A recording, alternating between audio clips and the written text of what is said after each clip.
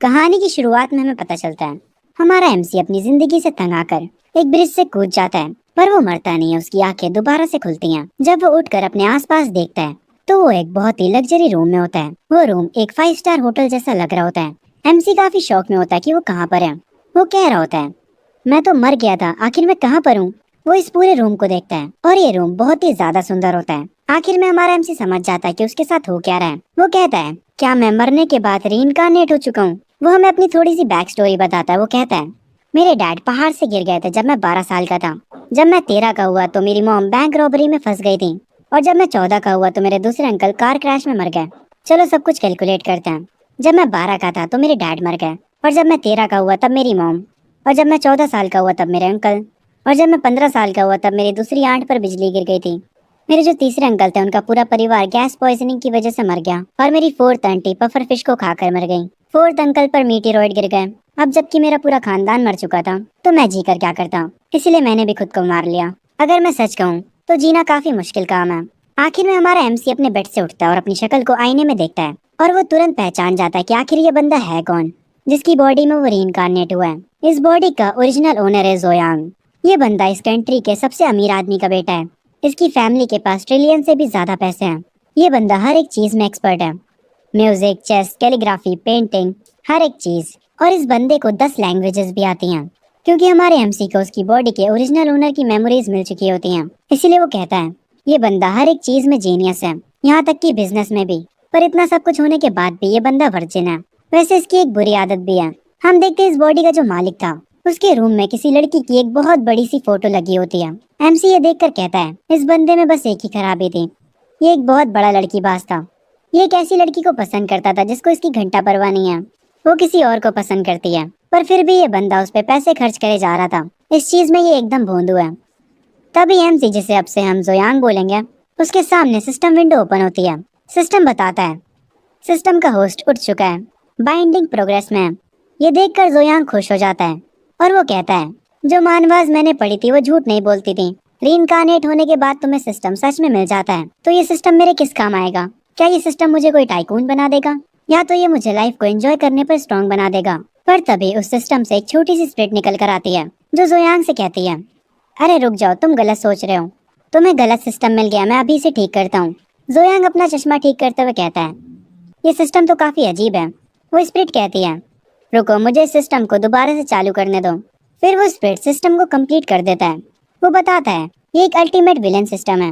ये देखकर जोयांग निराश हो जाता है और वो कहता है, मुझे नहीं चाहिए ये सिस्टम, हटा लो इसे। वो स्पिरिट उसे समझाते हुए कहता है, अरे रुक जाओ, तुम इस सिस्टम की मदद से प्रोटोगोनिस्ट का लक चुरा सकते हो और इसकी मदद से तुम्हें पावर भी मिलेगी और तुम्हें डिवाइन स्किल्स और ट्रेजर्स भी मिल सकते हैं। वो स्पिरिट अपने हाथ जोड़ने लगता है। जोयांग हंसता है और कहता है, अरे यार, मेरे पास ऑलरेडी बहुत सारा पैसा है, मुझे कोई जरूरत नहीं है इस सिस्टम की और ना ही स्ट्रॉन्ग बनने की। और जो भी मेन कैरेक्टर बनने के लिए चूज किया गया है मुझे उससे नहीं भिड़ना। वो स्पिरिट बताता है, पर ये एक कल्टीवेशन वर्ल्ड है। जोयांग हंसते हुए कहता है, तो क्या हुआ। वो स्पिरिट बताता है, स्पिरिचुअल एनर्जी जल्दी अवेकन होने वाली है, क्योंकि तुम्हारे पास कोई भी पावर नहीं है और तुम्हारे पास बहुत सारा पैसा है, तो इसकी वजह से बहुत सारे लोग तुम्हें टारगेट कर सकते हैं।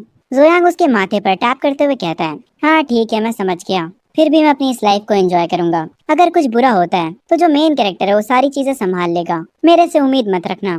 वो स्पिरिट थोड़ा निराश होकर कहता है, ये मुझे कैसा अजीब सा होस्ट मिला है, लेजी कहीं का। तभी सिस्टम पर नोटिफिकेशन आती है, स्टार्टर पैक को ऑटोमेटिकली सेंड कर दिया गया है। मास्टर लेवल की कल्टीवेशन होस्ट की बॉडी में इंस्टॉल कर दी गई है। और जैसे ही सिस्टम हटता है हम देखते हैं जोयांग की बॉडी के चारों तरफ अजीब सी लाइट घूम रही होती है और इससे उसे पावर अप मिल जाता है। जोयांग कहता है, तुमने ये सिस्टम मुझे जबरदस्ती पकड़वाया है, पर ये बात को अपने दिमाग में डाल लो, मैं तुम्हारे लिए काम नहीं करने वाला। वो स्पिरिट जोयांग को देखता है।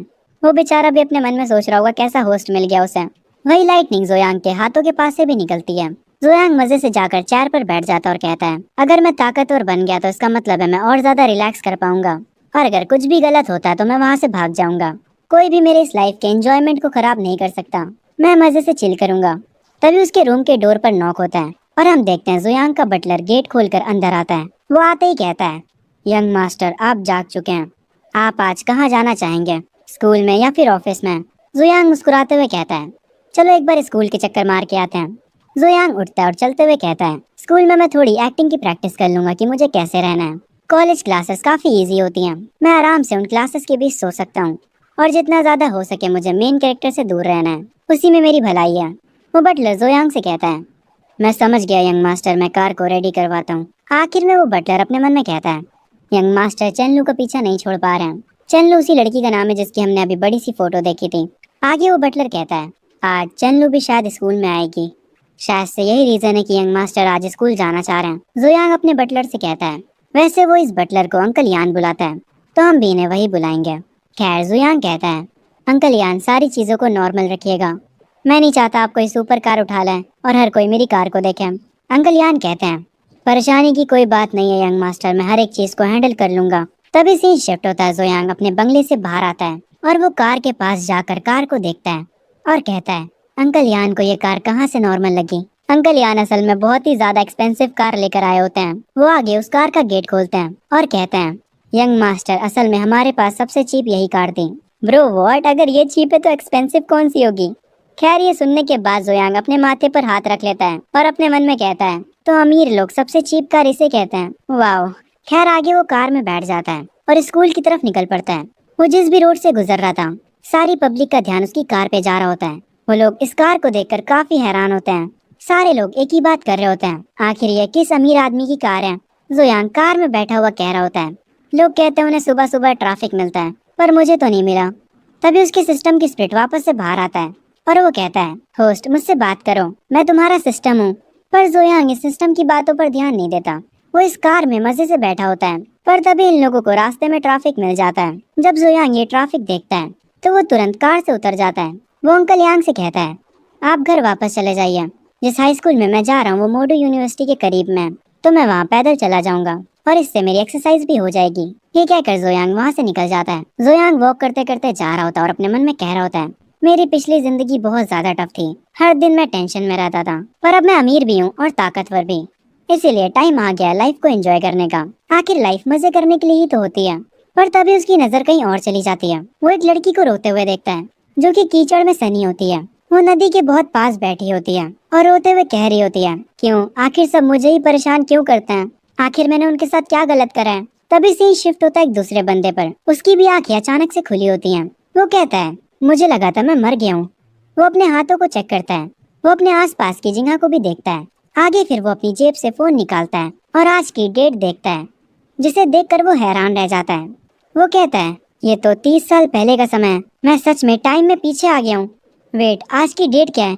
अरे नहीं, मेरी बहन। वो तुरंत भागने लगता है अपनी छोटी बहन के पास जाने के लिए। वो कह रहा होता है, तुम कुछ भी मत करना, तुम्हारा बड़ा भाई वापस आ गया है, तुम बस ठीक रहना, मैं बस जल्दी ही पहुंच जाऊंगा। तभी सीन वापस से जोयांग के ऊपर शिफ्ट होता है। वो उस लड़की के पास आकर बैठ जाता है और कहता है, क्या तुम्हें कोई बुली कर रहा है, मुझे बताओ, मैं सब कुछ संभाल लूंगा। वो लड़की कहती है, कोई भी मेरी मदद नहीं कर सकता, कोई भी मुझसे अच्छे से बात नहीं करता, मेरी पूरी जिंदगी ही एक मिस्टेक है, मेरी वजह से बस लोग परेशान होते हैं। ये सुनने के बाद जोयांग कहता है, तो तुम इन्हीं रीजंस की वजह से मरना चाहती हो। तुम नदी के पास खड़ी हो, क्या तुम नदी में जंप करने का सोच रही थी। मेरी बात सुनो, मैं तुम्हें बताता हूँ क्या होगा। जब लोग डूब जाते हैं तो तुम्हें पता उनके साथ क्या होता है। उनकी जो बॉडी होती है वो बैलून जैसे पानी पर तैरती रहती है और वो चीज काफी ज्यादा वियर्ड और अगली लगती है। और अगर तुम यहाँ पर मर जाती हो तो तुम्हारी बॉडी 24 घंटों तक तो ऊपर ही नहीं आएगी, और जब वो ऊपर आएगी तब सारे लोग उसे देखकर डर जाएंगे। वैसे तुम किसी और तरीके से भी मर सकती हो। तुम प्रिंसिपल ऑफिस के रूफ से क्यों नहीं कूद जाती। जैसे ही तुम ये करती हो तुरंत न्यूज बन जाएगी। जोयांग भाई, ये कौन सा तरीका है मोटिवेट करने का। खैर आगे जोयांग कहता है, अरे यार मैं क्या बकवास कर रहा हूँ। वो लड़की जोयांग से कहती है, क्या आप पागल हो थोड़े से। जोयांग कहता है, अरे कुछ नहीं, मैं अब ठीक हूँ। जोयांग आगे एक चॉकलेट निकालता है और उस लड़की को देते हुए कहता है, मेरा नाम जोयांग है, अगर तुम्हें कोई मदद चाहिए तो मैं यहाँ पर हूँ। वो लड़की उस चॉकलेट को लेकर खाने लगती है और जोयांग को थैंक यू बोलती है और वो उसे अपना नाम बताती है। मेरा नाम लिनियो है, मैं स्पेशल फ्रेशमैन क्लास से हूँ। जोयांग लिनियो को अच्छे से देखता है और अपने मन में कहता है, स्पेशल क्लास तो अमीर बच्चों के लिए होती है। अब मुझे समझ आया वो लोग इससे बुली क्यों कर रहे हैं। जोयांग लिनियो से कहता है, मुझे सच बताओ, क्या स्पेशल क्लास के लोग ही तुम्हें बुली कर रहे हैं। लिनियो कहती है, हाँ, मेरा परिवार गरीब है, मैं टॉप ग्रेड्स की वजह से इस स्कूल में आई हूँ, इसीलिए वो मुझे हमेशा परेशान करते हैं। वो मेरे होमवर्क की कॉपी भी फाड़ देते हैं, यहाँ तक कि मुझे मारते भी हैं और मुझे सबके सामने घुटनों पर बैठाकर मेरा मजाक उड़ाते हैं। मेरे पीठ पीछे मेरे बारे में रूमर्स फैलाते हैं और मुझे वर्थलेस लो लाइफ कहते हैं। ये कहते ही लिनियू जोरों से रोने लगती है। ये सुनकर जोयांग को थोड़ा गुस्सा आता है। वो गुस्से में कहता है, उनकी हिम्मत कैसे हुई। वो लिनियू का हाथ पकड़ता है और कहता है, चलो चलते हैं तुम्हारे क्लास में और उन लोगों को सबक सिखाते हैं। ये सुनने के बाद लिनियू कहती है, नहीं प्लीज ऐसा मत करो, उनकी फैमिली काफी ज्यादा पावरफुल है। भाई तू कह भी किससे रही है, उसकी फैमिली इस कंट्री में सबसे ज्यादा पावरफुल है। जुयांग कहता है, मेरी बात सुनो, अभी के लिए मैं तुम्हारा बॉस हूँ, चलो देखते हैं कौन मेरी फैमिली से ज्यादा पावरफुल है। जुयांग अपने मन में कह रहा होता है, मैं मेन कैरेक्टर से तो नहीं भिड़ूंगा, पर इन बेकार के बच्चों को तो संभाल ही सकता हूँ। आगे से ही शिफ्ट होता है क्लासरूम में। सारे बच्चे आपस में मजे कर रहे होते हैं। वो लोग कुछ लोगों को बुली भी कर रहे होते हैं। जोयांग अपने पैर से कस के डोर पर किक मारता है, जिसकी वजह से सारे बच्चे डोर की तरफ देखने लगते हैं। जोयांग लिनियो को लेकर यहाँ पर आ जाता है। तभी क्लास की जो टॉप बुली होती है, एक लड़की, वो उठती है और कहती है, लिनियो तुम अपने साथ ये किसे लेकर आई हो, कहीं अब तुम पावरफुल तो महसूस नहीं कर रही। क्लास के सारे लोग बातें करने लगते हैं और कहते हैं, शिनली अब पक्का लिनियो को और परेशान करेगी। ये सुनने के बाद लिनियो अपने मन में कहती है, ब्रदर जोयांग भी मेरी वजह से फंस जाएंगे। जोयांग लिनियो से कहता है, मेरी बात सुनो, अगर तुम्हें कोई बुली करे तो उनसे फाइट बैक करो, जितना तुम सहोगी ये लोग उतना ही बुरा करते जाएंगे। ये सुनने के बाद लिनियो अपने मन में कहती है, ब्रदर जोयांग सच में कमाल के हैं। जोयांग आगे उसी टॉप बुली के पास जाता है और उससे कहता है, तो तुम हो यहाँ की बॉस, तुमने ही सबसे पहले लिनियो को बुली करना स्टार्ट किया था। वो लड़की कहती है, हाँ मैंने ही करा था, मेरा नाम शिनली है, मैंने ही उसे बुली करा। आप बताओ तुम क्या कर सकते हो, तुम मेरा क्या ही बिगाड़ सकते हो, तुम्हें पता मेरा कजन कौन है। इसकी और बातें सुनने से पहले ही जोयांग एक कस के थप्पड़ लगाता है इसके। ये लड़की जमीन पर गिर जाती है। जोयांग कहता है, अगर तुम्हारा कजन कोई राजा महाराजा भी है तब भी मैं तुम्हें मारने वाला हूँ। ये सुनने के बाद शिनली काफी गुस्सा हो जाती है और कहती है, तुम्हारी हिम्मत कैसे हुई, मेरी कजन चेनलू है, तुम उसे जानते हो, वो इस कंट्री के सबसे अमीर फैमिली के साथ बहुत क्लोज है, वो जू फैमिली के वारिस के साथ काफी क्लोज है। मुंह बंद कर लो, वो वारिस यही है। खैर ये कहकर शिनली हंसने लगती है और कहती है, अब तो तुम गए, तुम्हें कोई नहीं बचा सकता। जोयांग जब ये बात सुनता है तो उसे इस बॉडी के ओरिजिनल ओनर की मेमोरीज याद आती हैं। वो अपने मन में कहता है, इस लड़की ने चेनलू कहा, जिसके पीछे इस बॉडी का मालिक पागल था। वो सोच में पड़ जाता है और उस लड़की को लगता है कि जोयांग डर गया। वो उठती है और कहती है, लगता है तुम्हें पता चल गया कि मेरी कजन और जोयांग फैमिली कितनी क्लोज है। अभी मेरे सामने घुटनों पर आओ और मुझसे माफी मांगो, वरना मैं तुम्हारी लाइफ को बर्बाद कर दूंगी। जोयांग वापस से इस लड़की के एक और थप्पड़ कस के लगाता है। वो लड़की शॉक हो जाती है। जोयांग कहता है, तुम्हें लगता है मैं तुम्हारी रिस्पेक्ट करूंगा। जोयांग अपनी पॉकेट से अपना फोन निकालता है और उसे अपना सोशल मीडिया अकाउंट दिखाता है और कहता है, अपनी आंखें खोलो और देखो मैं कौन हूँ। ये देखकर वो लड़की हैरान पड़ जाती है। वो कहती है, आप तो जोयांग हो। उस लड़की का बिहेवियर तुरंत पलट जाता है। वो मुस्कुराते हुए कहती है, अरे जोयांग, आपको पता है मेरी कजन चेनलू है, हम सब एक परिवार ही तो हुए। ये सुनने के बाद जोयांग इस लड़की को एक और थप्पड़ लगाता है और कहता है, अपना मुंह बंद रखो, तुम अपने आप को मेरा परिवार बता भी कैसे रही हो। और अगर हम बात करें चेनलू की, तो भाड़ में जाए वो, मुझे उसकी परवाह नहीं है, क्योंकि अब पूरी क्लास को पता चल चुका है कि जोयांग है कौन। उन सब की फट जाती है। वो लोग कह रहे होते हैं, जू फैमिली इस कंट्री की सबसे टॉप फैमिली है। तभी यहाँ पर टीचर आता है और पूछता है, तुम हो कौन। जोयांग कहता है, तुमने पूछा मैं कौन हूँ, मैं जोयांग हूँ, जाओ और मेरे बारे में पता करो, क्या अब मैं इस मामले को सेटल कर सकता हूँ। जोयांग सारे स्टूडेंट से कहता है, जाओ और अपने माँ बाप से कह दो कि आज रात वो मेरे घर है, ताकि हम डिस्कस कर सके कि तुम लोगों ने लिनियू के साथ क्या किया है। और अगर किसी के माँ बाप नहीं आए तो तुम लोग जानते हो ना मैं क्या कर सकता हूँ। जोयांग लिनियू का हाथ पकड़ता है और उसके सर पर हाथ रख के कहता है, लिनियू मेरी छोटी बहन है, अगर किसी ने दोबारा से हिम्मत करी इसे टच भी करने की तो मैं उन्हें खत्म कर दूंगा। ये सुनते ही पूरे क्लास में हड़कंप मच जाती है। एक लड़की कहती है, लिनियू का बड़ा भाई जू फैमिली का एल्डेस्ट सन है, लिनियू का बैकग्राउंड तो काफी ज्यादा खतरनाक है, अगर ये इतनी ही पावरफुल फैमिली से बिलोंग करती थी तो इसे हमें पहले बताना चाहिए था। एक लड़का पीछे से कहता है, अब हम गए, हमें कोई नहीं बचा सकता, हमने जो फैमिली से पंगा ले लिया है, क्या मेरे डैड की कंपनी अब बर्बाद हो जाएगी। नहीं नहीं, ये नहीं हो सकता। दूसरी लड़की अपने घुटनों पर गिर जाती है और कहती है, अगर मुझे पता होता लिनियू का बैकग्राउंड ऐसा है तो मेरी कभी औकात नहीं होती इसे परेशान करने की। तभी क्लासरूम में वही पर्सन भागते हुए आता है जिसे हमने कुछ देर पहले देखा था। वो यहाँ का माहौल देखकर हैरान हो जाता है और असल में वो जिस छोटी बहन के बारे में बात कर रहा था वो छोटी बहन लिनियू ही होती है। वो तुरंत लिनियू के पास जाता है और उससे पकड़कर कहता है, लिनियू क्या तुम ठीक हो, तुम्हें कहीं चोट तो नहीं लगी ना। अपने भाई को देखकर वो खुश हो जाती है और कहती है, भाई पर तुम यहाँ पर क्या कर रहे हो। वो अपनी छोटी बहन को गले लगा लेता और कहता है, तुम्हारा बड़ा भाई अब वापस आ चुका है, मैं तुम्हें देखकर काफी खुश हूँ। लिनियू का बड़ा भाई अपने मन में कहता है, अच्छा हुआ कि लिनियू ठीक है, मेरी पिछली जिंदगी में इसने पानी में कूदकर सुसाइड कर लिया था, जिसकी वजह से मैं पागल हो गया था और मैंने सबसे रिवेंज लेने की कोशिश करी, पर आखिर में किसी ने मुझे गोली मार दी। मैंने एक्सपेक्ट नहीं करा था कि मैं टाइम में वापस आ जाऊंगा। ये काफी अच्छा हुआ। तभी अचानक से जुयांग के सिस्टम पर नोटिफिकेशन आती है। आपके पास एक एपिक लेवल का मेन कैरेक्टर डिटेक्ट किया गया है। सिस्टम की स्प्रिट तुरंत बाहर आ जाती है। वो जुयांग से कहती है, होस्ट मेन कैरेक्टर को अपने नीचे दबा दीजिए और उसका सारा लक चुरा लीजिए। इस मौके को बिल्कुल भी गवाइएगा मत, ऐसा मौका दोबारा नहीं आने वाला। जुयांग ये सुनकर शॉक हो जाता है। वो अपने मन में कहता है, ये नहीं हो सकता, एक रैंडम लड़की का भाई मेन कैरेक्टर है। अरे यार, मेरी किस्मत ही खराब है, पहले दिन ही एमसी के सामने आ गया। आगे ये तीनों स्कूल से बाहर आ जाते हैं। लिन यू जोयांग को अपने भाई से मिलवाती है। ब्रदर जोयांग, ये मेरा बड़ा भाई है लिन फैंग। लिन फैंग जोयांग से हाथ जोड़कर कहता है, मेरी बहन का साथ देने के लिए तुम्हारा शुक्रिया। मैं तुम्हारा शुक्रगुजार हूँ। अगर तुम्हें कभी भी किसी चीज की भी नीड हो, बस मुझे बता देना। जोयांग अपनी सिस्टम स्पिरिट से पूछता है, ओए बच्चे, मुझे बता कि लिन फैंग का मेन कैरेक्टर कौन से टाइप का है। स्पिरिट मुस्कुराते हुए कहता है, अरे ये आगे चलकर एक एम्परर बनेगा, वो भी काफी स्ट्रॉन्ग।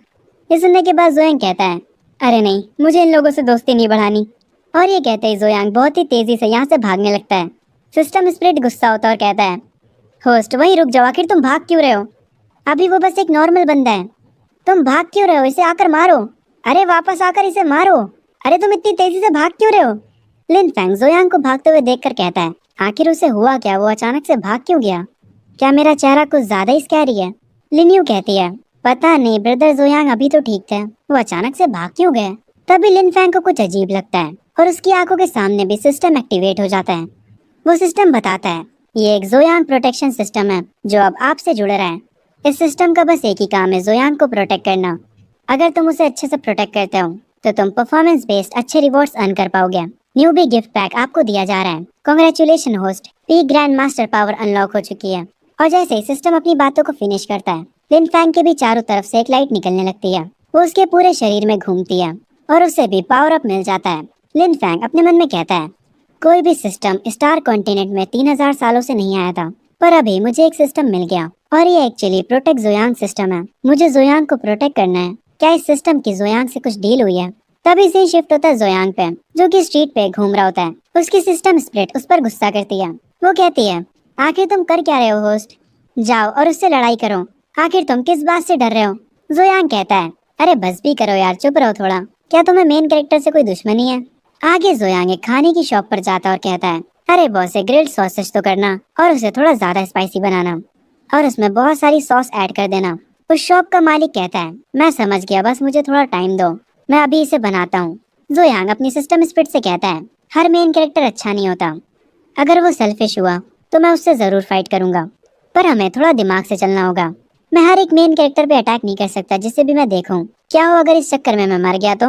मैं पहली बार इतना पागल सिस्टम देख रहा हूँ। ये सुनने के बाद वो सिस्टम स्पिरिट कहती है, ठीक है होस्ट, तुम जीत गए। तभी जोयांग का एक्स्ट्रा स्पाइसी सॉसेज तैयार हो जाता है।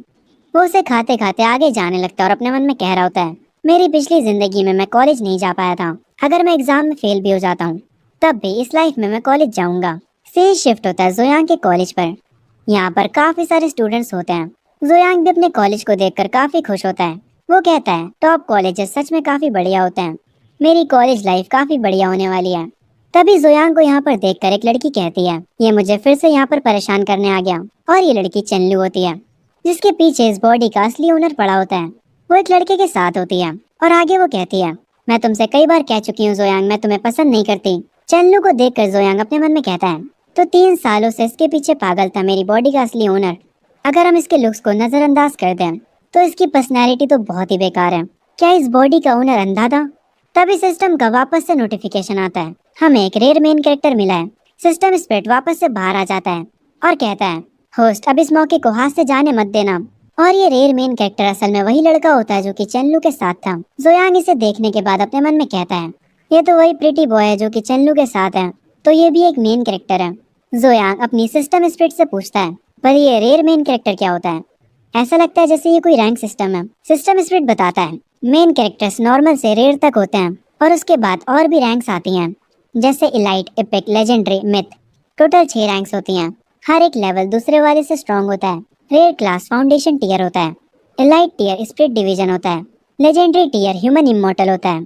एपिक टियर गोल्डन इमोर्टल होता है और जो मिथ लेवल होता है वो तुम्हें इमोर्टल एम्परर बना देता है। खैर आगे चेनलू जोयांग के पास आती है और कहती है, जोयांग तुम मुझे स्टॉक करना कब बंद करोगे? मुझे ये सोचकर ही घिन आती है।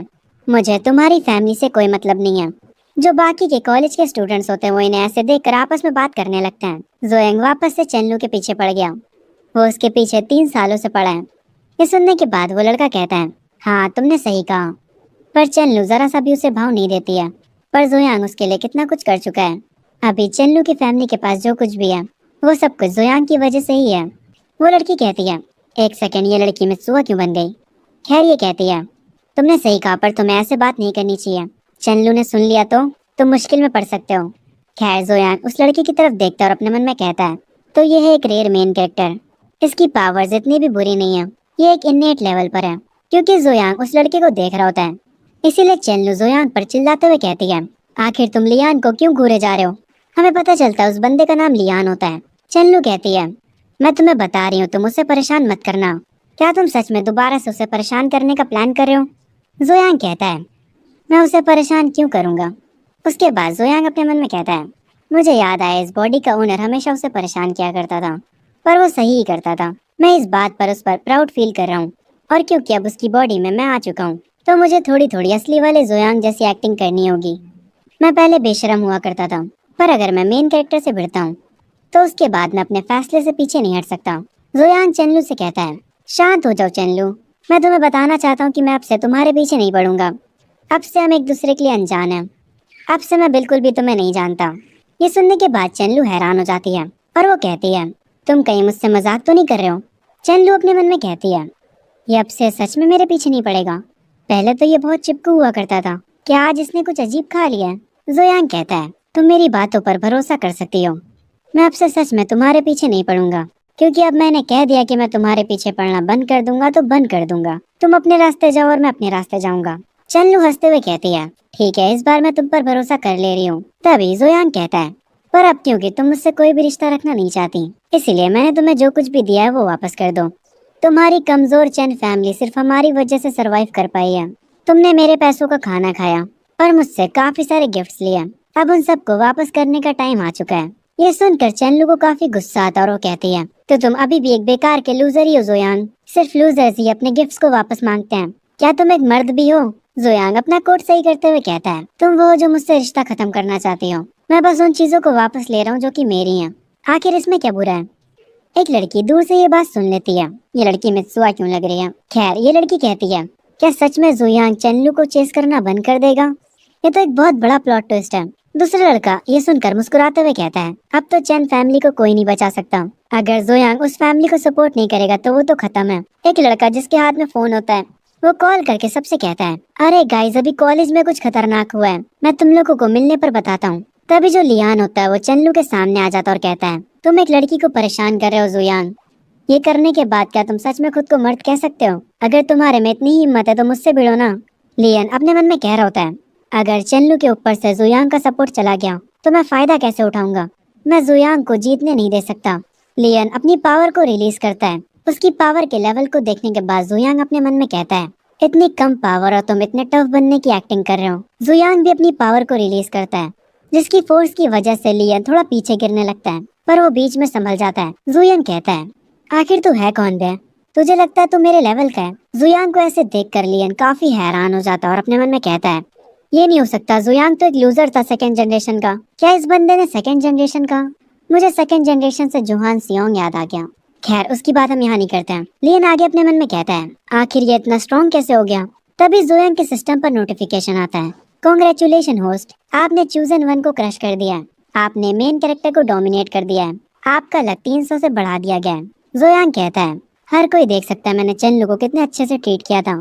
क्योंकि अब मैंने उसे चेस करना बंद कर दिया है तो उसका ये तो मतलब नहीं हुआ कि मैं उसे बुली कर रहा हूँ। ये किस तरह का तुम्हारा बेकार सा लॉजिक है? आखिर मैं अपनी चीजें तो वापस मांग रहा हूँ। जोयांग लियान से कहता है, मेरी बात सुनो लियान, एशियन टाइम्स में भी स्ट्रीट गर्ल्स को पता होता था कि एफर्ट्स को रिटर्न करना पड़ता है। तो तुम क्या ये कह रहे हो कि चेनलू उनसे भी बेकार है? ये सुनने के बाद चेनलू गुस्से में कहती है, जोयांग तुम बहुत घटिया हो, तुम्हारी हिम्मत कैसे हुई मेरी बेइज्जती करने की? ये सुनने के बाद जोयांग कस के एक थप्पड़ इसके भी लगाता है जो चीज देखकर चेनलू काफी ज्यादा हैरान हो जाती है। वो कहती है, तुम्हारी हिम्मत कैसे हुई मुझे मारने की? तुमने मुझे मारा कैसे? घटिया इंसान, मुझे अभी भी यकीन नहीं हो रहा कि तुमने मुझे मारा। जोयांग कहता है, क्योंकि अब हम कनेक्टेड नहीं हैं। तुम इस चेनलू, जरा अपनी औकात में रहिए। मैं जू फैमिली का एल्डेस्ट सन हूँ। तुम्हें क्या लगता है तुम कौन हो? जोयांग लियान से कहता है, अपनी इस पागल औरत पर नजर रखना, इससे किसी को काटने मत देना। ये सुनने के बाद चेनलू काफी गुस्सा हो जाती है, पर लियान उसे पकड़कर कहता है, ओए ट्रबल मेकर, मेरी बात सुनो। आज जोयांग कुछ अजीब बिहेव कर रहा है। जोयांग अपने मन में कह रहा होता है, मैं चैन फैमिली को दिए हुए सारे बेनिफिट्स वापस ले लूंगा। चैन फैमिली इतना आगे बढ़ पाई सिर्फ मेरी फैमिली की वजह से। मुझे तो कुछ करने की जरूरत भी नहीं है, मेरे लोग इनकी फैमिली से डील कर लेंगे। ये क्या कर जोयांग वहाँ से जाने लगता है, पर वो अपने मन में कह रहा होता है, मैं लियान को लिन फैंग से भिड़ा दूंगा। एक एपिक मेन कैरेक्टर वर्सेस एक रेयर मेन कैरेक्टर। उनकी फाइट सोच कर ही मुझे काफी बढ़िया लग रहा है। तभी सिस्टम स्प्लिट वापस आ जाती है। वो जोयांग से कहती है, होस्ट तुम कहाँ जा रहे हो? चलो वापस कॉलेज चलते हैं और उस बंदे को और मार के आते हैं। तुमने अभी तक उसे अच्छे से मारा नहीं है। वापस चलो और उसे और मारो। ये कैसा सिस्टम है यार? खैर ये स्प्लिट आगे कहती है, क्योंकि तुम मेन कैरेक्टर से भिड़ना नहीं चाहते हो, पर इस बार तुम भिड़े, इसीलिए इस मौके का फायदा उठाओ और उसे और मारो और अपने लक पॉइंट्स को बढ़ा लो। खैर आगे जोयांग अपने सिस्टम से पूछता है, हे बच्चे मुझे एक बात बताओ, क्या मैं फ्यूचर में इमोर्टल एम्परर बन सकता हूँ? सिस्टम स्प्लिट कहता है, हाँ हाँ तुम जरूर बनोगे, बस तुम्हें मेन कैरेक्टर्स को खूब मारना है। प्रीवियस एम्परर तो तुम्हारे आगे कुछ भी नहीं होगा। ये सुनने के बाद जोयांग कहता है, ठीक है तो मुझे प्रीवियस एम्परर के लेवल का बना दो, मैं बिल्कुल वाइल्ड बन जाऊंगा और जैसा तुम चाहते हो मैं सारे मेन कैरेक्टर्स को खूब मारूंगा। मैं तुम्हें सारी एक्सपी दे दूंगा, तो ये कैसा है? चलो भी यार अब इसके बारे में सोचो, चाहे फ्यूचर में या अभी मुझे इमोर्टल एम्परर तो बनना ही है, तो हम लोग एक अलग रास्ते को ट्राई कर सकते हैं। मैं पहले एम्परर बनूंगा और फिर तुम्हारी मदद करूंगा ताकि तुम मेन कैरेक्टर्स का लक ले पाओ। लक पॉइंट्स तो सेम ही रहेंगे, इसीलिए मैं एम्परर की पावर को लॉस नहीं करूंगा। हमें दूसरे रास्ते पर ही चलना चाहिए। सिस्टम स्प्लिट ये सुनने के बाद कहता है, होस्ट क्या तुम पागल हो गए हो? ठीक है तुम्हें जो करना है करो, अगर तुम्हें मेन कैरेक्टर से नहीं भिड़ना तो मत भिड़ो, तुम जीत गए मुझसे। सिस्टम स्प्लिट से ये सुनने के बाद जोयांग अपने मन में कहता है, अरे यार मैं अभी भी किसी को रेज बेट नहीं कर पाता हूँ। अगर मेरी जगह लुआ होता तो वो सिस्टम को इतना रेज बेट कर देता कि सिस्टम उसे तुरंत पावर दे देता। तभी जोयांग देखता है आगे रास्ते में एक जगह पर भीड़ जमा हुई होती है। वो कहता है, आखिर वहाँ पर क्या हुआ है? तभी हम उस भीड़ के बीच में देखते हैं एक बूढ़ा आदमी रास्ते में पड़ा होता है।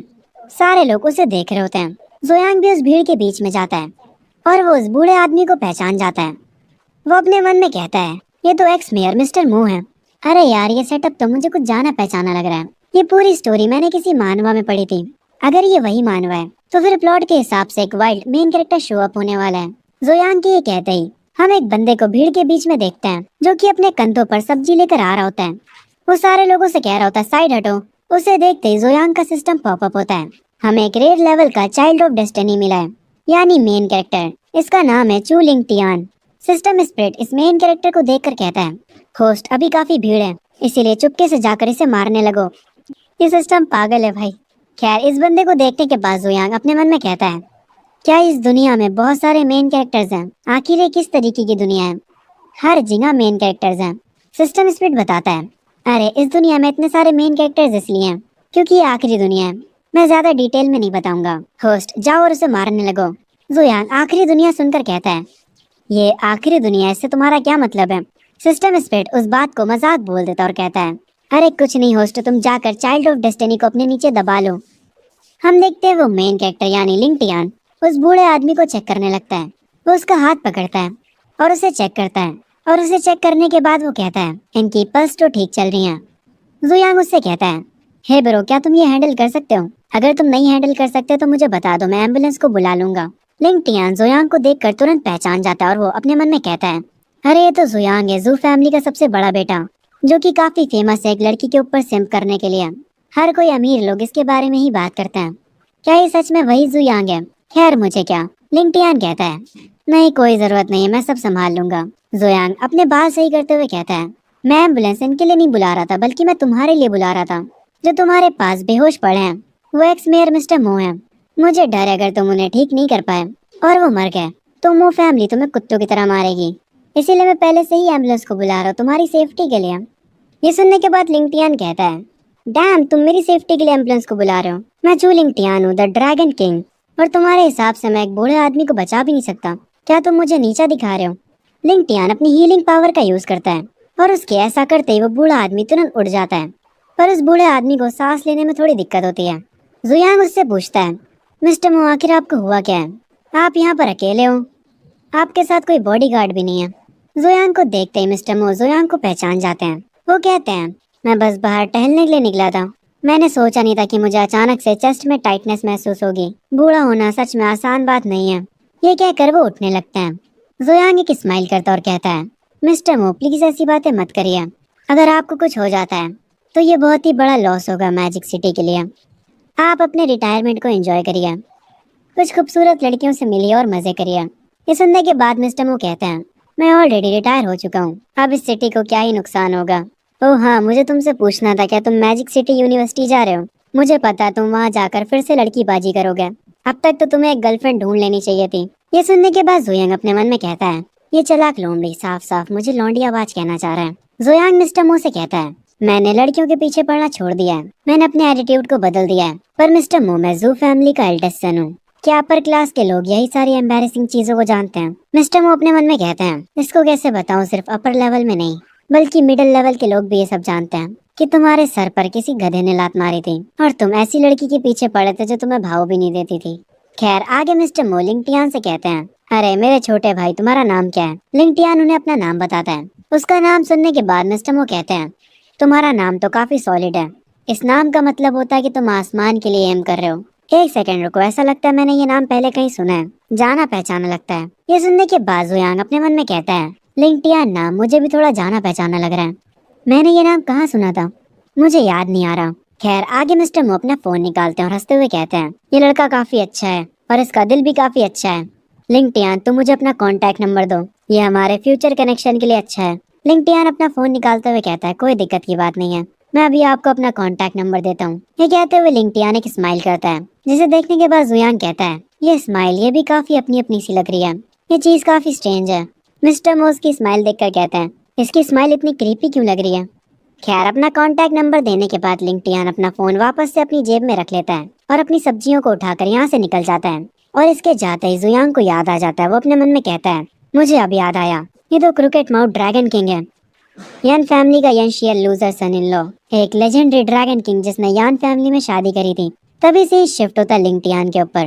वो भागते भागते एक जगह पर रुक जाता है।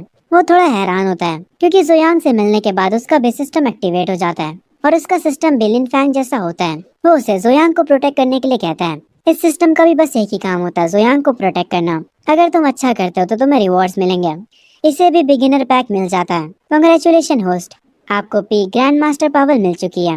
और ये सब होते ही लिंगटियान की बॉडी के पास से भी अजीब लाइट निकलने लगती है जो कि उसे पावर अप दे देती है। सिस्टम को देखकर लिंगटियान काफी खुश हो जाता है और वो कहता है, ये तो एक सिस्टम है, मैं अब अमीर बन जाऊंगा। एक सेकंड रुको, मेरी वाइफ पहले से अमीर और खूबसूरत है, मैं ऑलरेडी अपने सपनों की जिंदगी जी रहा हूँ। लिंगटियान सिस्टम को देखकर कह रहा होता है, आखिर ये प्रोटेक्ट जुयांग वाला क्या सीन है? आखिर ये सिस्टम है क्या? क्या जुयांग और ये सिस्टम मुझसे कुछ छुपा रहे हैं? सिस्टम कहता है, सिस्टम तुम्हें एक्सप्लेन नहीं करने वाला, तुम बस अपने ड्रैगन किंग होने की ड्यूटीज निभाओ। और वैसे भी ड्रैगन किंग होना लॉ को ब्रेक करता है। ये देखने के बाद लिंगटियान कहता है, वैसे ये कह तो सही रहा है। एक सेकंड रुको, मैंने कभी भी लॉ को ब्रेक नहीं किया, तो फिर मैं क्यों डरूं? लिंगटियान भागते हुए जाने लगता और कह रहा होता है, मैं जुयान को प्रोटेक्ट करूं, मेरा कद्दू करे ये काम, मैं तो घर जाकर अपनी सुंदर सी बीवी के साथ डिनर करूंगा। और वैसे भी जुयान पहले से स्ट्रॉन्ग है, तो उसे प्रोटेक्शन की क्या ही जरूरत। हम जुयान को देखते हैं जो कि खड़ा होता है, तभी उसे पीछे से आवाज आती है, यंग मास्टर जुयांग, आप यहाँ पर क्या कर रहे हैं? जब जुयांग पलट कर देखता है तो ये लिन फैंग होता है जो कि उसे हाई करते हुए उसके पास आ रहा होता है। जुयांग कहता है, अरे ये तो ब्रदर लिन फैंग है। लिन फैंग कहता है, आपका शुक्रिया यंग मास्टर जो, अगर आप ना होते तो पता नहीं मेरी बहन क्या कर चुकी होती। जुयांग कहता है, अरे कोई दिक्कत की बात नहीं है, जब मेरे बेकार के पेरेंट्स दुनिया घूम कर आ जाएंगे तब लिन्यू उन्हें अपना गॉड पेरेंट्स कह सकती है। मतलब जुयांग अपने मॉम डैड से लिन्यू को अडॉप्ट करवाएगा। ये सुनने के बाद लिन फैंग शॉक हो जाता और कहता है, तुम सच में ये करोगे? जुयांग लिन फैंग को पकड़ता और कहता है, जिन लोगों ने लिन्यू को बुली करा था उनके माँ बाप को मैंने आज अपने घर पर बुलाया है। लिन्यू को वहाँ पर होना जरूरी है और तुम्हारा भी, तुम उसे लेकर मेरे घर आ जाना। ये लोग स्कूल में बुली करते हैं, हम इन्हें छोड़ेंगे नहीं। लिन फैंग ये सुनने के बाद अपने मन में कहता है, मुझे लगा था अमीर लोग बहुत ज्यादा घमंडी होते हैं, पर मैं गलत था। यंग मास्टर जुयांग सिर्फ टैलेंटेड ही नहीं बल्कि एक अच्छे इंसान भी हैं। मुझे हैरानी नहीं है कि ये जू फैमिली के वारिस हैं। लिन फैंग अपने सर को झुकाकर जुयांग का शुक्रिया बोलता है और कहता है, आपका बहुत बहुत शुक्रिया। लिन यू और मैं आपकी काइंडनेस को हमेशा याद रखेंगे। जुयांग उसका हाथ पकड़ता और कहता है, अरे कोई ना, तुम मुझे जुयांग बुला सकते हो। कम ऑन यार, ये नया जमाना है, गुलामों जैसे मुझसे बातें मत करो, ये मुझे अच्छा नहीं लगता। लिन फैंग अपने माथे पर हाथ रखता और अपने मन में कहता है, पर मैंने कब कहा कि मैं स्लेव हूँ? शायद से जोयांग को कुछ मिसअंडरस्टैंडिंग हुई है। जोयांग कहता है, लिन फैंग तुम भी मैजिक सिटी यूनिवर्सिटी में हो है ना? तुम्हें पता तो होगा मेरी रेपुटेशन कैसी है स्कूल में। ये मेरे लिए काफी मुश्किल होता है। मैं पहले बहुत बड़ा लौंडियाबाज हुआ करता था, जबकि मैं जू फैमिली का सबसे बड़ा बेटा हूँ। मैंने लड़कियों के लिए बहुत सारी स्टूपिड चीजें करी हैं। ये चीज सुनने के बाद लिन फैंग अपने मन में कहता है, ऐसा लगता है कि चेनलू ने इसे रिजेक्ट कर दिया है। जुयांग कहता है, पर मैंने आज चेनलू से ब्रेकअप कर लिया है। भाई तो उसके साथ रिलेशनशिप में कब था? खैर आगे जुयांग कहता है, और मैंने उसे थप्पड़ भी मारा। ये सुनने के बाद लिन फैंग काफी हैरान हो जाता है और वो कहता है, तुमने उसे थप्पड़ मारा और तुम रिजेक्ट भी नहीं हुए, ये प्लॉट कोई सेंस नहीं बनाता। आगे जुयांग कहता है, मैंने चेनलू से रिश्ता खत्म कर दिया है। लिन फैंग तुम रो क्यों रहे हो? मैं आज लिनियो से मिला और उससे मिलने के बाद मुझे पता है कि मुझे क्या चाहिए। ब्रदर ली फैंग, मैं तुमसे भीख मांगता हूँ। इसके बाद जुयांग अपने मन में कहता है, मेरे ओल्ड किंग जो कि यहाँ पर रीबर्थ लेकर आए हो, मैं तुम्हारे साथ चिपका रहूंगा ताकि मुझे किसी भी चीज की चिंता ना करना पड़े। लिनियो के बारे में सुनने के बाद लिन फैंग कहता है, हे जुयांग तुम कुछ ज्यादा ही फ्री नहीं हो रहे हो? तुम मुझे कुछ भी कह सकते हो और तुम जो कुछ भी कहोगे मैं वो सब करूंगा, पर लिनियो को इस सब से दूर रखो। लिन फैंग अपने मन में सोचने लगता और कहता है, मुझे पता था तुम मेरी छोटी बहन के पीछे हो, पर मैं लिनियो के लिए तुमसे लड़ूंगा। लिन फैंग कहता है, लिनियो को जाने दो। जुयांग कहता है, ऐसा नहीं हो सकता। और इसके बाद जुयांग अपने मन में कहता है, अरे क्या हुआ बड़े भाई तुम्हें? अब क्योंकि लिनियो मुझसे जुड़ जाएगी, पर उसके बड़े भाई तुम भागने की कोशिश क्यों कर रहे हो? अच्छा बर्ताव करो और मेरे साथ रहो, तुम अब से मेरा ध्यान रखने वाले हो। लिन फैंग अपने मन में कह रहा होता है, तुम मेरी बहन के लुक्स के पीछे हो है ना? मैं तुम्हें प्रोटेक्ट करूंगा। मैं नहीं करने वाला तुम्हें प्रोटेक्ट, बल्कि मैं आज तुम्हें पीटूंगा। लिन फैंग काफी तेजी से जोयांग की तरफ बढ़ने लगता और कहता है, जोयांग आज मैं तुमसे पूरी ताकत से फाइट करूंगा। पर जोयांग उसे रोकते हुए कहता है, अरे यार तुम ये सब क्यों कर रहे हो? लिन फैंग कहता है, आखिर मैं गुस्सा क्यों ना हो? तुम मेरी छोटी बहन के पीछे पड़े हो, तो क्या हुआ अगर तुमने उसकी जान बचाई है? तो तुम इसका इस्तेमाल करके उससे हाँ नहीं कहलवा सकते हैं, मैं तुम्हें पहले ही बता रहा हूँ। ये सुनने के बाद जोयांग कहता है, आखिर तुम क्या सोच रहे हो यार? तुम्हें मिसअंडरस्टैंडिंग हुई है। मेरा कहने का मतलब था लिनियो मेरी फैमिली बन जाएगी, यानी मेरी छोटी बहन। समझ में आया? ये सुनने के बाद लिन फैंग के चेहरे पर स्माइल आ जाती है और वो कहता है, तो तुम्हारा ये मतलब था? तुम्हें ये पहले कहना चाहिए था। तुमने फालतू में मुझे डरा दिया, मुझे लगा तुम मेरी बहन के पीछे पड़े हो। खैर इन सारी बातों पर ध्यान ना देते हुए जुयांग पूछता है, लिन फैंग क्या तुम उस लड़के को जानते हो, लियान को, जो कि चेनलू के साथ रहता है? उस लड़की ने मेरा सारा फैमिली मनी उस लड़के पे खर्च करा है। तुम जाकर उससे निपट सकते हो मेरे लिए, उसे वाइप आउट कर दो। ये सुनने के बाद लिन फैंग अपने मन में कहता है, टाइम में पीछे आने से पहले मैंने कम से कम हजारों जाने लिए हैं, ये मेरे लिए मुश्किल नहीं होगा। पर यंग मास्टर जो के लिए एक रेगुलर गाय को हैंडल करना तो इजी होना चाहिए, तो ये मुझसे क्यों मदद मांग रहे हैं? ये चीज मुझे जर्नी टू द वेस्ट जैसी वाइब क्यों दे रहा है, जब कोई किसी और को ऑर्डर्स देता है मॉन्क और उसके क्रू को मारने का। लिन फैंग जोयांग से कहता है, तुम्हारे पास पैसा है और पावर भी, एक एवरेज पर्सन से डील करना तो तुम्हारे लिए बाएं हाथ का खेल होना चाहिए, तो तुम मुझे क्यों ऑर्डर दे रहे हो? ये सुनने के बाद जोयांग कहता है, एज ए पर्सन तुम्हारे में कॉन्शियस होना चाहिए। मैं हमेशा बात मानता हूँ, लॉ और रूल्स को मानता हूँ, आखिर मैं ऐसी चीजें कैसे कर सकता हूँ? ये सुनने के बाद लिन फैंग कहता है, तुम लॉज और रूल्स को मानते हो, पर फिर भी तुम चाहते हो कि मैं किसी को मारूं, और तुम्हें ये कहते हुए शर्म भी नहीं आ रही है? यार थोड़ी शर्म करो।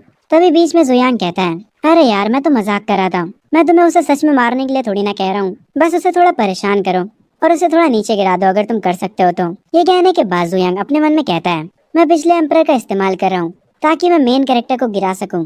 ये एक सॉलिड मूव है। वो अपने सिस्टम स्पिरिट से पूछता है, सिस्टम क्या ये ऑपरेशन के तौर पर काउंट होगा? इसके लिए लक की वैल्यू नहीं होगी क्या? ये सुनने के बाद सिस्टम स्पिरिट कहता है, ठीक है तुम जीत गए, मैं इसे काउंट करूंगा। तुम्हारे साथ रह रहकर मेरा भी मेहनत करने का मूड नहीं है। आगे लिन फैंग कहता है, ठीक है मुझ पे वैसे भी तुम्हारा एहसान है, पर मुझे एक बात बताओ, तुम ये सब चेनलू की वजह से तो नहीं कर रहे हो ना? और मेरा इस्तेमाल करके रिवेंज तो नहीं ले रहे हो ना? ये सुनते ही जुयांग कहता है, अगर मैं बेवकूफ हूँ तो क्या तुम भी बेवकूफ हो गए? अगर मैंने मूव ऑन ना किया होता तो मैं उससे ब्रेकअप ही क्यों करता?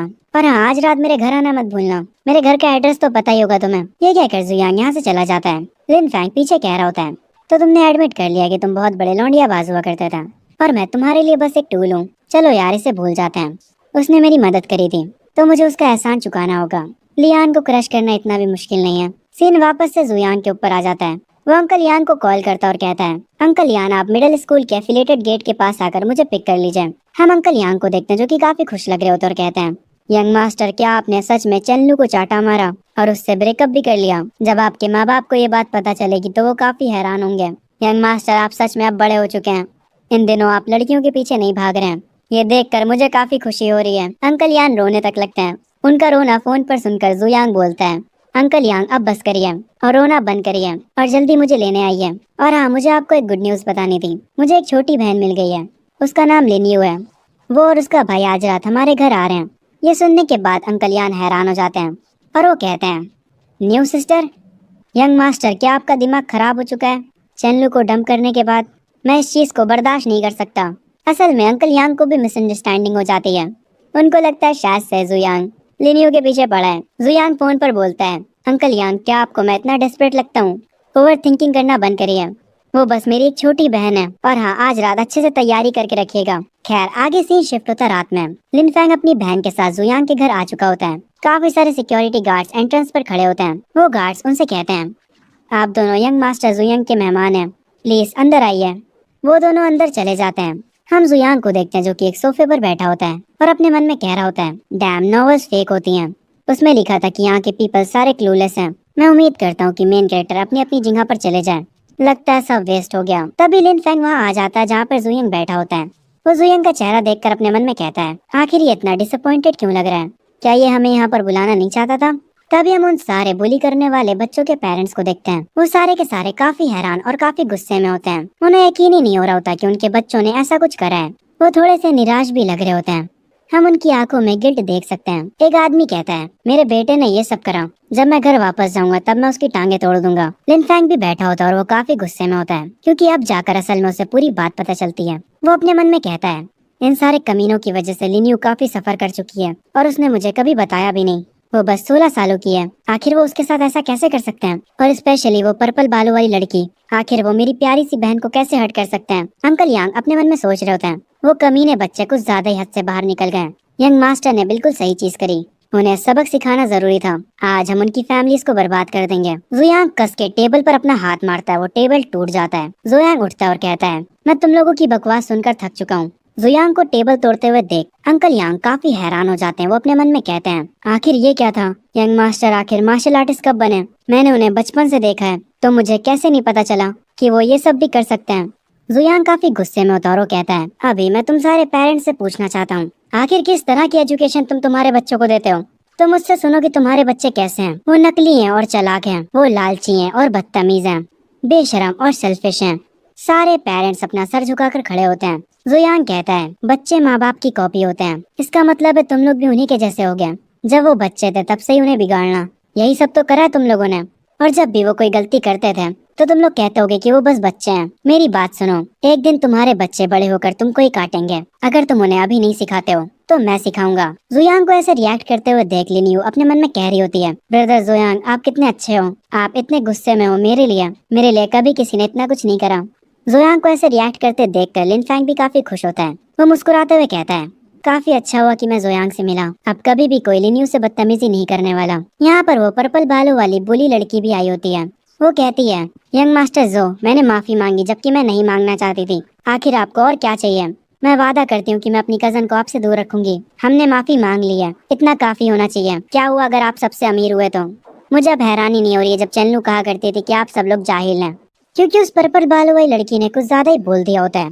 इसीलिए उसके डैड तुरंत उसके पास आकर उसके मुंह पर अपना हाथ रख देते हैं और कहते हैं, तुम ये क्या बोल रही हो? तुम पागल हो गई हो क्या? जल्दी करो और यंग मास्टर जू से माफी मांगो। इस लड़की को ऐसा बोलते देख जोयन अपने मन में कहता है, ये लड़की तो सच में काफी बोल्ड है। वो लिंग फैंग की तरफ देखता और कहता है, ये जरूर से लिंग फैंग के मेन कैरेक्टर के ऑरा के अंडर होगी, वरना ये ऐसे एक्ट ना करती। लिन फैंग अपने मन में कह रहा होता है, ये लड़की पागल है, किसी और की तो हिम्मत भी नहीं हो रही यहाँ पर कुछ बोलने की, पर सिर्फ यही अकेली लड़की है जो कि मुसीबत को दावा दे रही है। जोयंग कहता है, फालतू की बकवास बंद करो और उन बातों को याद रखना जो मैंने कही है। लिनियो मेरी छोटी बहन है। जब मेरे पेरेंट्स वापस आ जाएंगे तो मैं उसके लिए एक सेरेमनी होस्ट करूंगा। उसके बाद वो ऑफिशियली जो फैमिली की गॉड डॉटर बन जाएगी।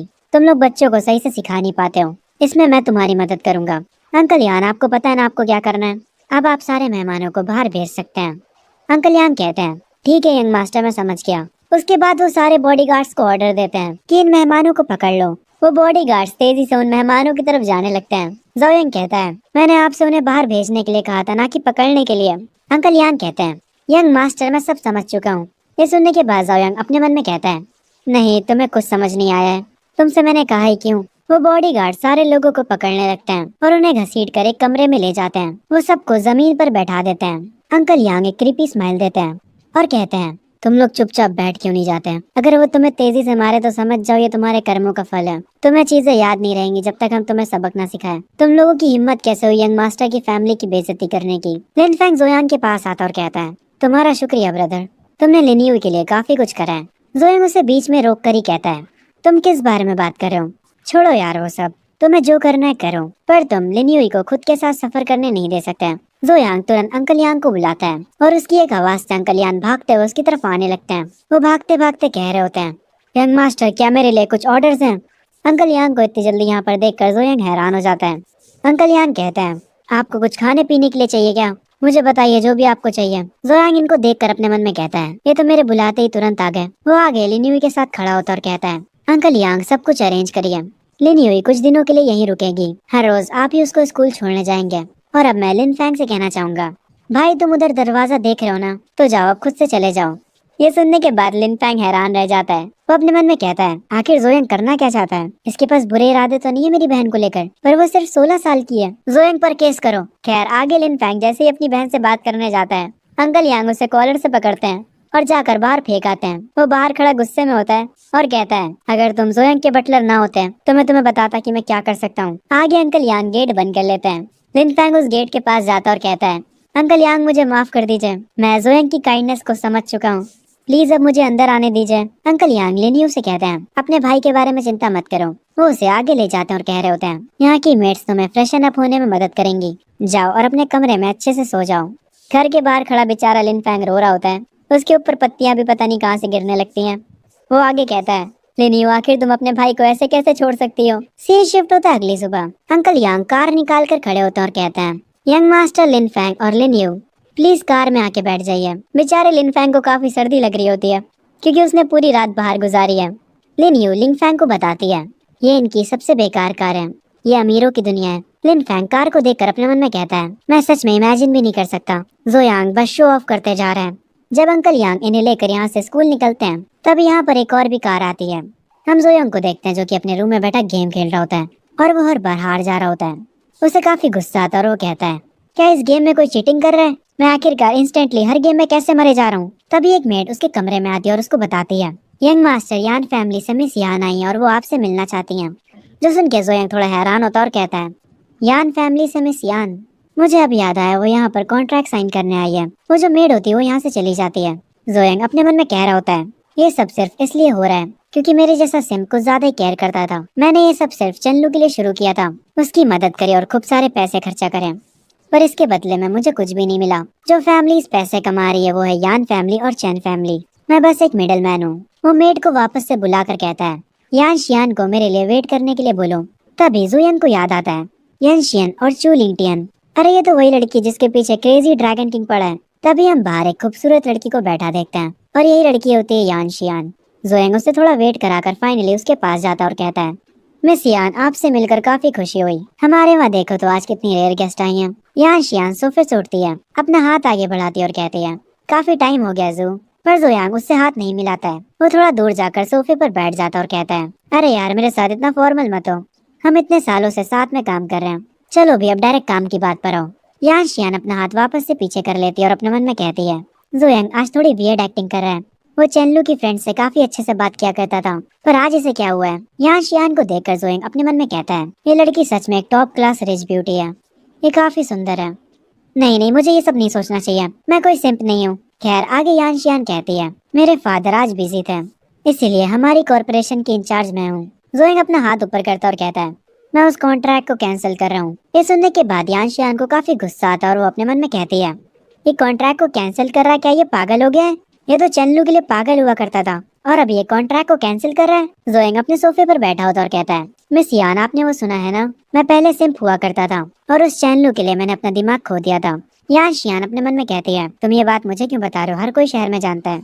मुझे यकीन नहीं हो रहा इसने खुद से मान लिया, इसके पास काफी हिम्मत है। यान शियान थोड़ा हंसती है और कहती है, जो तुम मजाक कर रहे हो है ना, तुम अभी काफी जवान हो, तो तुम सिर्फ एक लड़की के पीछे क्यों पड़े हो?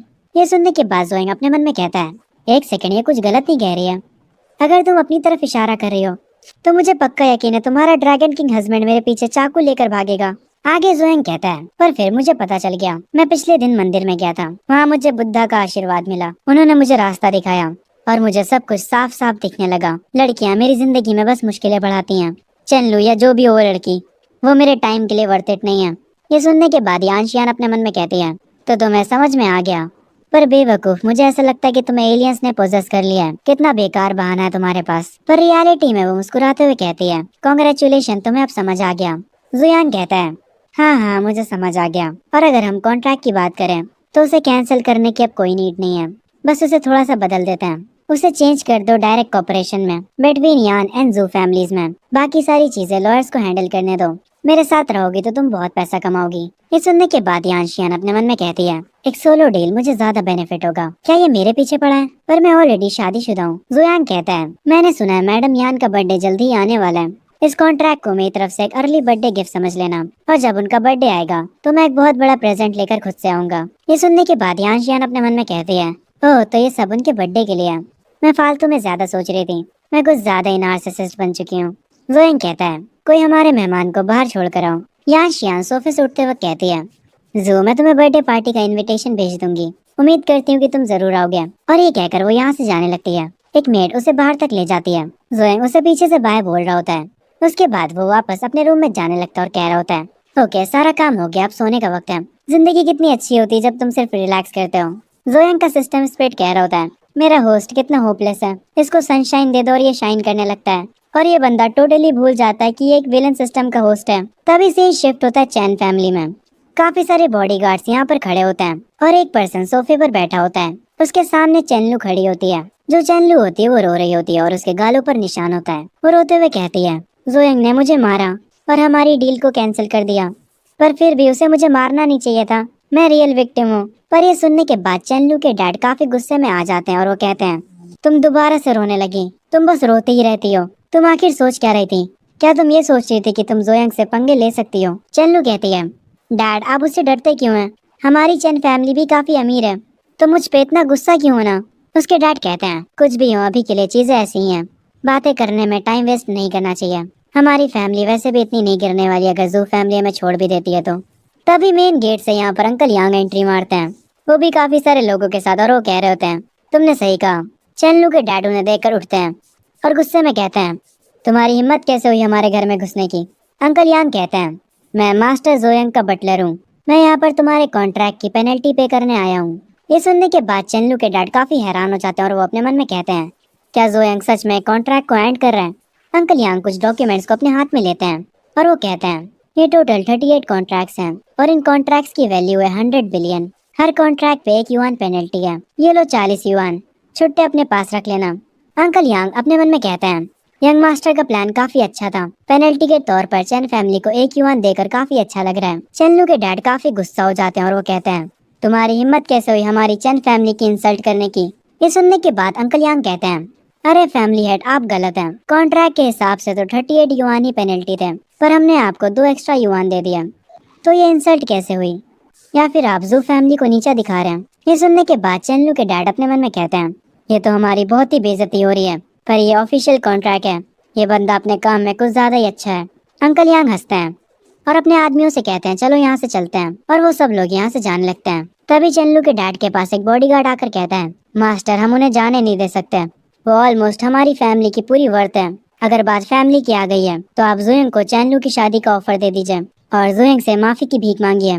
चेनलू ये सब सुन लेती है। वो कहती है, आखिर तुम क्या बकवास कर रहे हो? तुम्हें जुयंग के पास जाना है तो तुम जा सकते हो। चेनलू के डैड अपने मन में सोचते हैं, वो 100 बिलियन फैसला करेंगे कि हमारी फैमिली मरेगी या जिएगी। हम इस कॉन्ट्रैक्ट को खत्म होने नहीं दे सकते।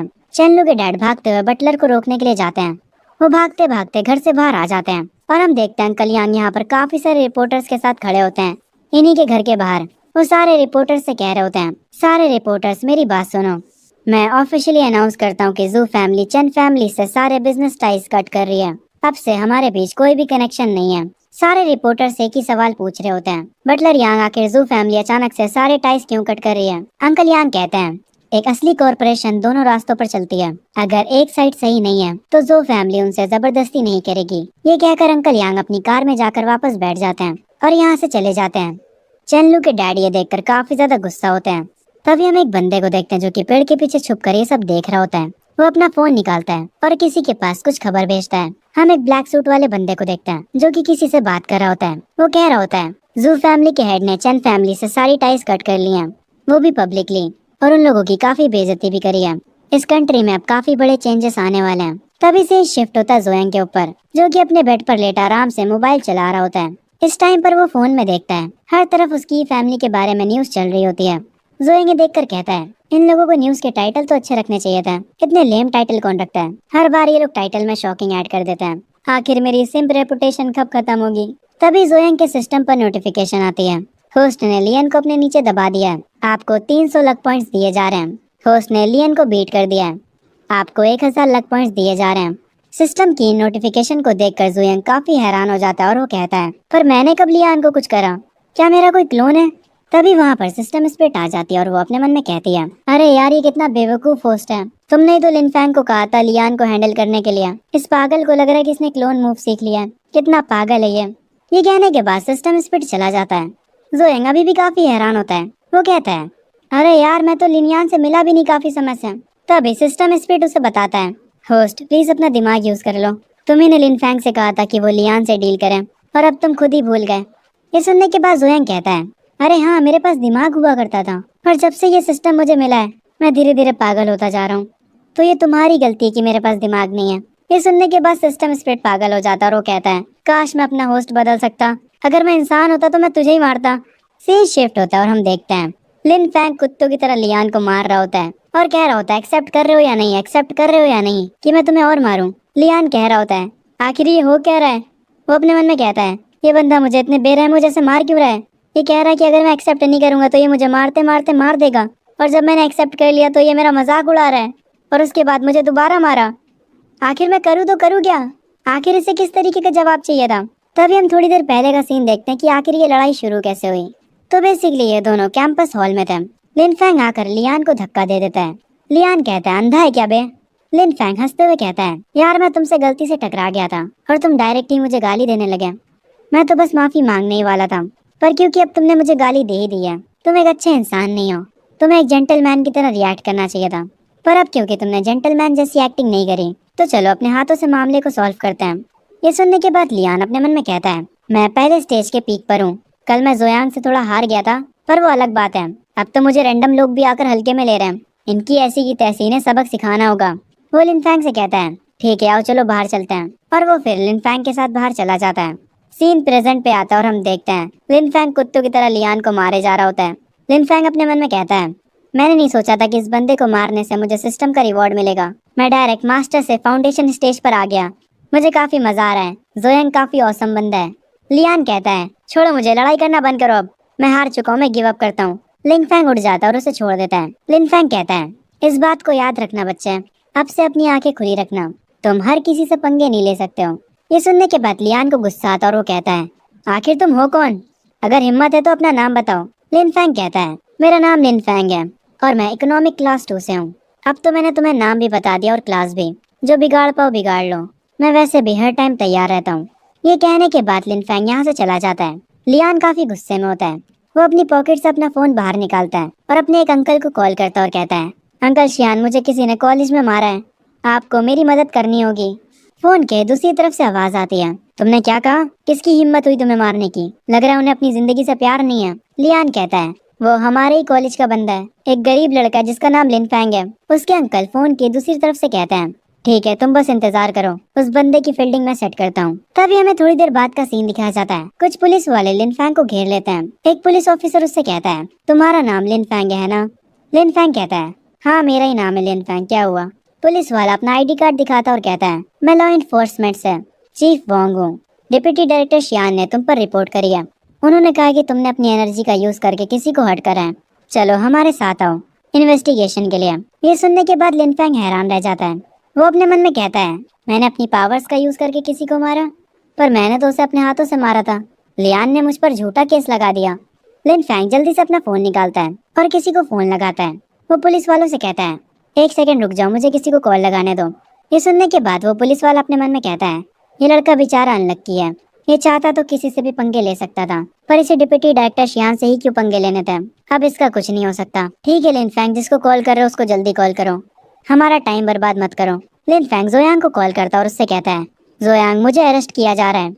लियान ने मुझे झूठे केस में फंसा दिया है कि मैंने उस पर वेपन से अटैक किया है। जल्दी कुछ करो और मेरी बेल कराओ। ये कहकर लिन फैंग कॉल को काट देता है और पुलिस वालों से कहता है, चलो चलते हैं। लिन फैंग अपने मन में कहता है, यार पर मैं तो इमॉर्टल एम्परर हूँ, मुझे तो इस दुनिया पर रूल करना था। मेरा बस आज दूसरा दिन है अर्थ पर और मैं आज ही जेल जा रहा हूँ। ये कितना एम्बैरेसिंग है। सीन शिफ्ट होता है जोयांग पे। वो ये सुनने के बाद हंसने लगता है और कह रहा होता है, बताओ ये लोग फॉर्मर एम्परर को जेल में भेजने वाले हैं। ये प्लॉट ट्विस्ट तो काफी अजीब है। नॉवेल्स में तो पुलिस वाले चीजों से दूर रहते हैं, पर ये चीज लिन फैंग के साथ क्यों हो रही है। मेरा नंबर 1 हेल्पर अरेस्ट हो चुका है। जोयांग अपने कोट को पहनता और कहता है, मुझे उसकी मदद करनी होगी। आखिरकार लिन फैंग ने मुझे 1800 लक पॉइंट्स दिए हैं। सबसे इम्पोर्टेंट बात, वो मेरा टॉप का बंदा है। मुझे ऑलरेडी इवल स्प्लिट मून मिल चुका है। जो फॉर्मर एम्परर है वो अब सेफ है। सीन शिफ्ट होता है पुलिस स्टेशन पर। जुयांग चेयर पर बैठा होता है। एक पुलिस वाला उसे चाय देते हुए कहता है, यंग मास्टर जुयांग अपनी चाय को एंजॉय करिए। लिन फैंग जुयांग के पीछे खड़ा होता है।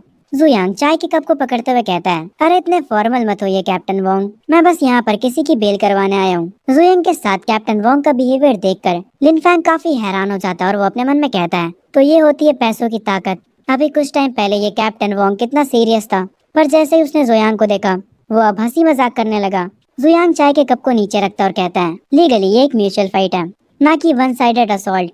मैं कॉम्पनसेट और सेटल करने के लिए तैयार हूँ। ये सुनने के बाद कैप्टन वोंग कहते हैं, यंग मास्टर जो बिल्कुल सही कह रहे हैं, मैं लियान से बात करूंगा। जोयांग उठता है और हंसने लगता है। वो हंसते हंसते कहता है, मुझे यकीन नहीं हो रहा कि तुम पकड़े गए। मैं हंसते हंसते कहीं बेहोश ना हो जाऊं। जोयांग अपने मन में कहता है, इन लोगों ने एक एम्परर को जेल में रखा था। ये कितनी फनी बात है यार। लिन फैंग अपने मन में कह रहा होता है, आखिर इससे इतनी हंसी क्यों आ रही है, इसमें फनी क्या था। अगर मैं तुम्हारी मदद ना करता लियान के साथ डील करने में, तो मैं अरेस्ट ही ना होता। मेरे अरेस्ट होने के पीछे के मास्टरमाइंड तुम हो। तभी यहाँ पर थोड़ी देर बाद लियान को भी बुला लिया जाता है। जोयान के हाथों में कुछ डॉक्यूमेंट्स होते हैं।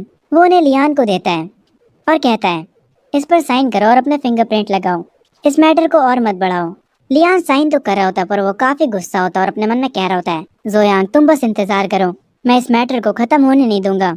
मैं एक दिन तुम्हारा सारा हिसाब चुकाऊंगा। लियान अभी तो साइन कर देता है, पर वो अंदर ही अंदर काफी गुस्सा होता है। वो उस पेपर को वहीं पर फेंक कर चला जाता है। जुयांग कहता है, कैप्टन वोंग आपने कहा था डिप्टी डायरेक्टर शियान ने ऑर्डर करा था अरेस्ट करने के लिए। डायरेक्टर वोंग कहते हैं, हाँ शियान सर ने ऑर्डर दिया था हमें डायरेक्ट अरेस्ट करने का। जुयांग अंकल यांग को कॉल करता और उनसे कहता है, अंकल यांग जरा डिप्टी डायरेक्टर शियान चेंग के बारे में पता तो लगाइए और उनके बारे में कुछ भी बुरा पता चले तो तुरंत रिपोर्ट करिएगा। जितनी डिटेल्स आप निकलवा पाएंगे उतना ही अच्छा होगा। अंकल यांग फोन की दूसरी तरफ से कहते हैं, ठीक है यंग मास्टर मैं समझ गया, मैं वादा करता हूँ कि मैं सब कुछ संभाल लूंगा। जुयांग कॉल काट देता है। वो हंसते हुए डायरेक्टर वोंग से कहता है, डायरेक्टर वोंग यही तुम्हारा चांस है लेवल अप करने का। ये सुनने के बाद डायरेक्टर वोंग खुश हो जाते हैं और वो कहते हैं, आपका शुक्रिया यंग मास्टर जो। सीन शिफ्ट होता है। जुयांग ने लिन फैंग की बेल करा दी होती है। वो लोग बाहर सड़क पर चल रहे होते हैं। जुयांग लिन फैंग से कहता है, अगली बार ध्यान रखना यार, मास्क पहनने के बाद ये सब काम करा करो ताकि तुम्हें कोई पहचान ना पाए। बस मारो और भाग जाओ, कोई पहचान ही नहीं पाएगा कि ये तुम थे। लिन फैंग पीछे मुड़ता है और कुछ नोटिस करता है और अपने मन में कहता है, कोई बंदा जोयांग पर नजर रख रहा है, ये काफी इंटरेस्टिंग है। अब मुझे हैरानी नहीं हो रही कि सिस्टम चाहता है कि मैं जोयांग को प्रोटेक्ट करूं। इस बंदे को पता भी नहीं कि इसने कितने लोगों से दुश्मनी ले रखी है। हम देखते हैं सब दूर से खड़ा लिंगटियान भी देख रहा होता है और वो कहता है, मैं इसको क्यों प्रोटेक्ट करूं आखिर। क्या मेरे जैसे ड्रैगन किंग को सच में इस बंदे को प्रोटेक्ट करने की जरूरत है। आखिर इस सिस्टम का मतलब क्या है। मैं जा रहा हूँ, मुझे कुछ नहीं करना। इससे बेटर मैं घर जाकर अपनी प्यारी सी बीवी के लिए लंच बनाऊं। सीन जोयांग पर शिफ्ट होता है। उसे किसी का कॉल आता है। वो उस कॉल को देखकर कहता है, माफ करना मुझे काम आ गया, मैं अब जा रहा हूँ। तो लिन फैंग तुम खुद से स्कूल चले जाना। लिन फैंग थोड़ा हैरान होता है ये सुन के। खैर जोयांग यहाँ से जल्दी से निकल जाता है। लिन फैंग पीछे खड़े होकर देख रहा होता है। जोयांग की कार एक बिल्डिंग के सामने रुकती है। वो अपनी कार से उतरता है और इस बिल्डिंग को देखकर अपने मन में कहता है, हमारी फैमिली ने ये बिल्डिंग उन्हें लीज पर दी थी, उन्हें हमें रेंट देना चाहिए फेवर के तौर पर। जुयांग उस बिल्डिंग के अंदर जाता है। हम देखते हैं वहाँ पर यान शियान होती है और उसके पीछे एक आदमी जो कि अपने हाथों में फूलों का बुके लिए होता है। वो यान शियान से कह रहा होता है, शियान प्लीज मेरी बात सुनो, ये फ्लावर्स इम्पोर्टेड है, बाहर से मंगवाएं, ये बहुत ज्यादा महंगे हैं, प्लीज इन्हें ले लो। यान शियान पीछे मुड़ती है और कहती है, फैंग जिंगमिंग हम ज्यादा क्लोज नहीं है, इसीलिए मुझे शियान मत बुलाओ, मेरी एक मीटिंग है, इसीलिए मेरा पीछा करना बंद करो। जुयांग दूर से खड़े होकर ये सब देख रहा होता है और अपने मन में कहता है, देखो तो जरा, एक क्लूलेस रिच लड़का ड्रैगन किंग की बीवी के पीछे पड़ा है। हम देखते हैं वो बंदा यान शियान का हाथ पकड़कर उसे जबरदस्ती आगे ले जाने लगता है। आगे वो बंदा कहता है, शियान आखिर तुम किस मीटिंग के बारे में बात कर रही हो? उन्हें बस मेरा नाम बता दो और वो लोग मीटिंग को कैंसिल कर देंगे। उनकी हिम्मत भी नहीं है मेरी बेइज्जती करने की। तभी जुयांग यहाँ पर आता है और कहता है, आखिर तू है कौन जो वो लोग तेरी इज्जत करेंगे? तुम कुछ भी नहीं हो। जुयांग अपने मन में कहता है, मैंने नहीं सोचा था कि मैं इस मैटर में दखल दूंगा। होरिच अमीर बंदा गुस्से में पीछे देखता और कहता है, आखिर किसकी हिम्मत हुई मेरी इंसल्ट करने की? मेरा यकीन करो या ना करो पर मैं तुम्हें नदी में फिकवा दूंगा। पर तभी वो बंदा हैरान रह जाता है। जुयांग उसके पास आकर खड़ा हो जाता है और मुस्कुराते हुए कहता है, तुम क्या कह रहे थे, मुझे नदी में फिकवा दोगे? जरा दोबारा कहना। जुयांग को देखकर उस बंदे की फट जाती है। वो कहता है, यंग मास्टर जुयांग, माफ करिएगा, मैंने आपको पहचाना नहीं। प्लीज मेरी बातों का बुरा मत मानिएगा। आप प्लीज मेरे जैसे लो लेवल पर मत आ जाइएगा। ये सुनते ही जुयांग उसे एक किक मारता है और उसे जमीन पर गिरा देता है। जुयांग अपने कोट को सही करता है और उस बंदे से कहता है, चुपचाप यहाँ से निकल जा। जुयांग अपने मन में कहता है, ड्रैगन किंग, मैंने तुम्हारी वाइफ को प्रोटेक्ट किया। जब मैं चाइल्ड ऑफ डेस्टिनी को अपने नीचे कर लूंगा तो तुम बिलियन फैंग जैसे मेरी मदद करने लगना। वो बंदा घुटनों पर बैठकर कहता है, यंग मास्टर जो, मैं यहाँ से जा रहा हूँ। ये कहकर वो यहाँ से चला जाता है। सीन शिफ्ट होता है मीटिंग रूम की तरफ। यान शियान और जुयांग बैठे होते हैं। यान शियान जुयांग से कहती है, यंग मास्टर जो, आपका शुक्रिया। जुयांग कहता है, अरे तुम्हें यंग मास्टर बोलने की जरूरत नहीं है, तुम मुझे जुयांग बुला सकती हो। अनजानो जैसा बिहेव मत करो और मुझे कॉन्ट्रैक्ट दिखाओ। यान शियान अपने पर्स को खोलती है और उसमें से कॉन्ट्रैक्ट के पेपर्स निकालती है। वो उन डॉक्यूमेंट्स को जोयांग के पास लेकर आती है और उसे दे देती है। जोयांग अच्छे से बैठकर उन पेपर्स को चेक करने लगता है। उनको अच्छे से देखने के बाद वो उन पर अपना साइन कर देता है। ये देखकर यान शियान कहती है, तुमने पूरे डॉक्यूमेंट्स को नहीं पढ़ा? क्या तुम बिना पढ़े उन्हें साइन करने वाले हो? जोयांग कहता है, अब से हम एक परिवार हैं, इसीलिए इतना केयरफुल होने की जरूरत नहीं है। ये सुनने के बाद यान शियान थोड़ा शॉक हो जाती है और वो अपने मन में कहती है, एक सेकंड रुको, इसका क्या मतलब था? क्या ये मुझे पसंद करता है? पर मैं पहले से शादीशुदा हूँ। अगर यही बात है तो मुझे लिंगटियान के साथ यहाँ से भागना होगा। जोयांग अपनी चेयर से उठता है। यान शियान अपने हाथ में एक इनविटेशन लिए होती है और उसे जोयांग को देते हुए कहती है, 2 दिनों बाद मेरी ग्रैंड माँ का बर्थडे है, तुम्हें वहाँ जरूर आना होगा। जोयांग उस बर्थडे के इनविटेशन को ले लेता है। वो उसे देखते हुए कहता है, हाँ मैं वहाँ जरूर आऊंगा। और वो अपने मन में कहने लगता है, एक बर्थडे पार्टी है ना, मैं उम्मीद करता हूँ ये पार्टी अच्छी हो। वहाँ पे ड्रैगन किंग भी होगा। मैं इस पार्टी के लिए काफी एक्साइटेड हूँ। मीटिंग पूरी करने के बाद जोयांग बिल्डिंग से बाहर आ जाता है